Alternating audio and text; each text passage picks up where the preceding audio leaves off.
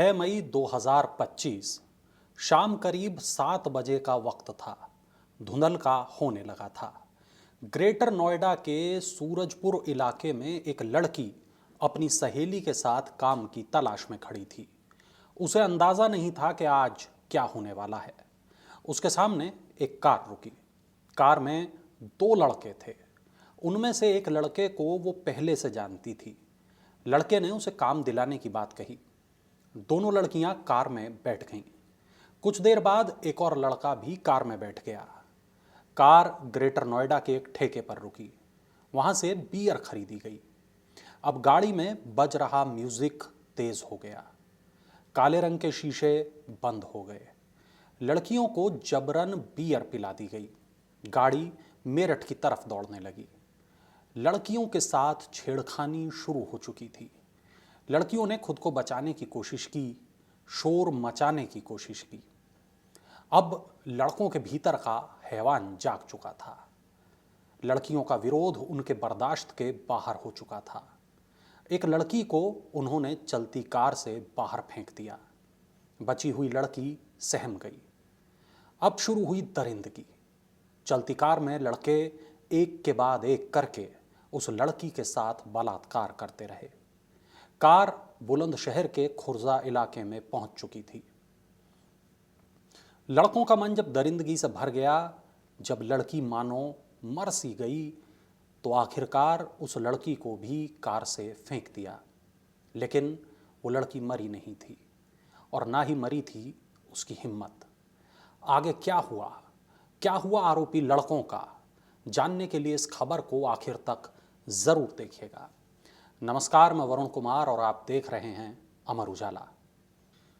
7 मई की सुबह मेरठ पुलिस को जानी थाना इलाके में हाईवे पर एक लड़की की लाश पड़ी मिली। ये वही लड़की थी जिसको तीनों लड़कों ने शोर मचाने पर चलती कार से बाहर फेंक दिया था। लाश की स्थिति बेहद खराब थी।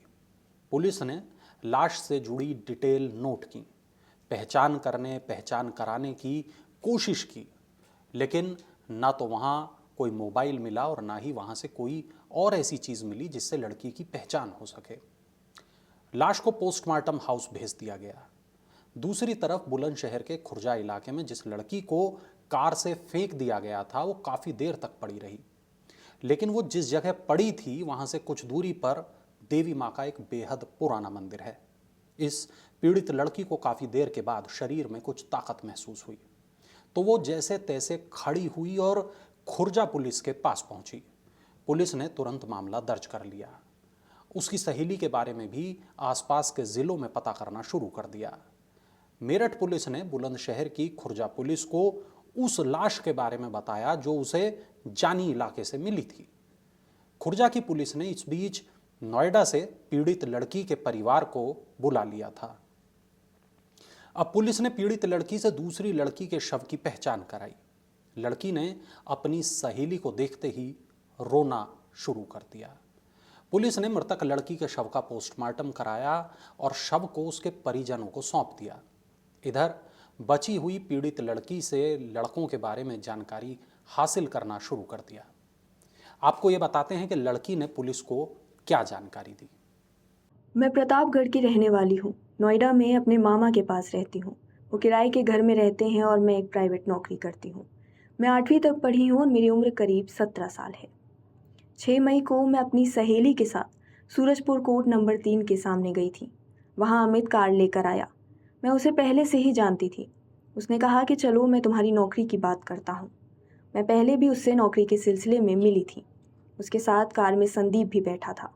उन्होंने मुझे और मेरी सहेली को कार में बिठा लिया। उस वक्त रात के 8 बजे थे। वो दोनों हम लोगों को ग्रेटर नोएडा के जगत फार्म पर ले गए। वहाँ उन लोगों ने बियर खरीदी। मुझे और मेरी सहेली को ज़बरदस्ती बियर पिलाई। करीब 1:30 बजे तक वे लोग हमें नोएडा में ही घुमाते रहे। ढाबे पर खाना खिलाने की बात कही, लेकिन ढाबे पर कार नहीं रोकी। कार आगे लेकर पहुँच गए। हम दोनों ने विरोध किया, लेकिन वो लोग नहीं माने। उन्होंने किसी को फ़ोन कर दिया। एक और लड़के को बुला लिया। उस तीसरे लड़के ने मुझे चाटा मारा। मेरी सहेली ने मारपीट का विरोध किया। इस पर उसे धक्का मारकर गाड़ी से निकाल दिया। इसके बाद वो मुझे सुनसान इलाके में ले गए। तीनों ने एक एक करके मेरे साथ रेप किया, मुझे जान से मारने की धमकी दी। 7 तारीख की सुबह 7 बजे खुर्जा के मंदिर के पास मुझे उतार दिया। किसी अज्ञात व्यक्ति की मदद से मैं थाने पहुंचकर अपने साथ और अपनी सहेली के साथ हुई घटना की सूचना दे रही। सुना आपने, ये दर्द है उस लड़की का जिसके साथ हैवानियत हुई। पुलिस ने लड़की की शिकायत पर मामला दर्ज कर लिया। उस दिन पुलिस ने क्या कुछ कहा था, पहले वो देख लीजिए। गत 7 मई को थाना खुर्जा नगर पर एक लड़की ने आकर सूचना दिया, जिसकी सूचना पर वहां पे तत्काल अभियोग पंजीकृत करके विवेचना आरंभ की गई, जिसमें अंकित था कि 6 तारीख को शाम को संदीप और अमित, जो दोस्त थे इनके और इनकी सहेली के, गाड़ी में बैठे और एक लड़का उसमें अमित का परिचित था जिसको ये नहीं जानते थे।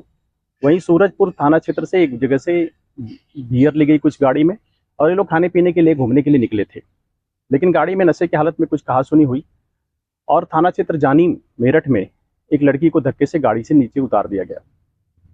दूसरी लड़की जिसने सूचना दिया आकर के, वो बताई गाड़ी में उसके साथ दुष्कर्म भी हुआ और वो उसको लोग लखनऊ छोड़ने जा रहे थे क्योंकि ये लखनऊ जाने की इच्छा जाहिर थी। कुछ बहाना बना करके खुर्जा में ये गाड़ी से उतरी और फिर ये पुलिस के पास आ गई। पूरी घटना को लेकर जब छानबीन और विवेचना आरंभ की गई तो मालूम चला कि वो लड़के दो, एक गाजियाबाद के और 2 नोएडा क्षेत्र के रहने वाले हैं और उनको चिन्हित कर लिया गया है।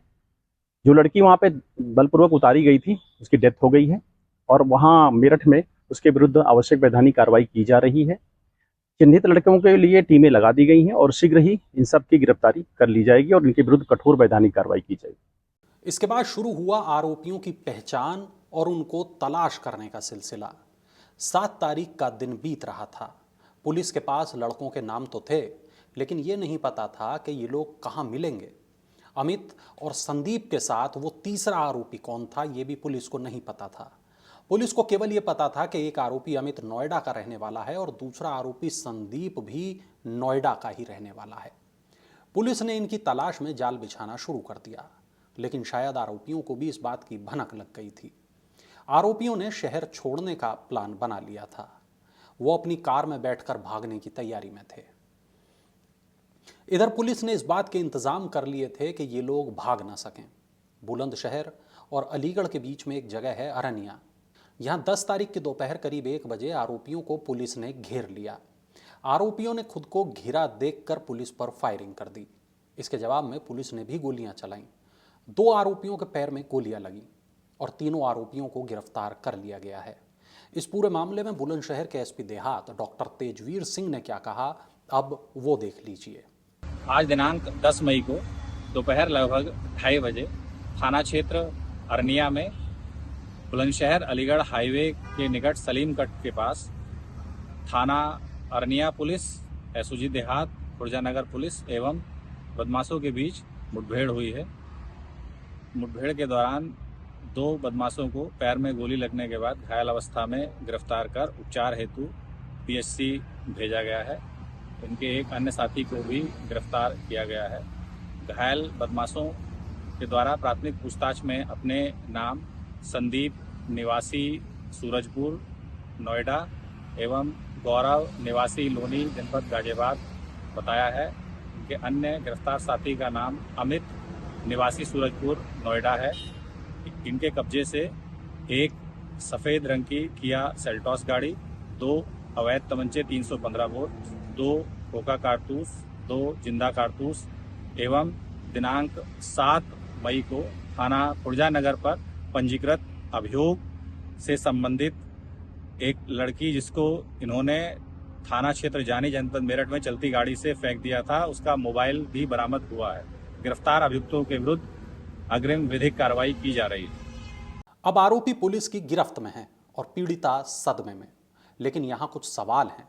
ये सवाल सिस्टम पर हैं। सवाल ये कि शाम से लेकर सुबह तक आरोपी लड़कियों को लेकर कार से घूमते रहे, एक्सप्रेसवे पर घूमते रहे। इस दौरान उनकी कार करीब 6 जिलों से गुजरी। गौतम बुद्ध नगर, गाजियाबाद, बागपत, मेरठ, हापुड़ और बुलंदशहर से गुजरी। रास्ते में कई टोल प्लाजा पड़े, लेकिन किसी ने पीड़ित लड़कियों की आवाज़ कैसे नहीं सुनी? हाई लेवल सीसीटीवी कैमरे से क्यों नहीं देख पाए कि कार में कुछ गलत हो रहा है? हाईवे पुलिस ये क्यों नहीं देख पाई कि गाड़ी के शीशे काले रंग के क्यों हैं? हाईवे पुलिस और डायल 100 ये क्यों नहीं देख पाए कि बीच सड़क एक लड़की को कार से फेंक दिया गया।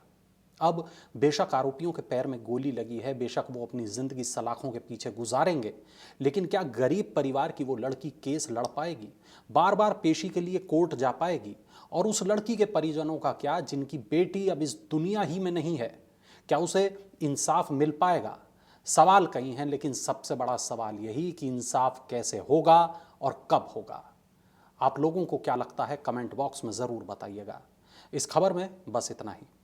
ऐसी तमाम बड़ी खबरों के लिए आप देखते रहिए अमर उजाला। अगर आप ये वीडियो YouTube पर देख रहे हैं तो हमारे चैनल को सब्सक्राइब करें और बेल आइकन को दबाना ना भूलें। अगर आप Facebook पर ये वीडियो देख रहे हैं तो हमारे पेज को लाइक करें।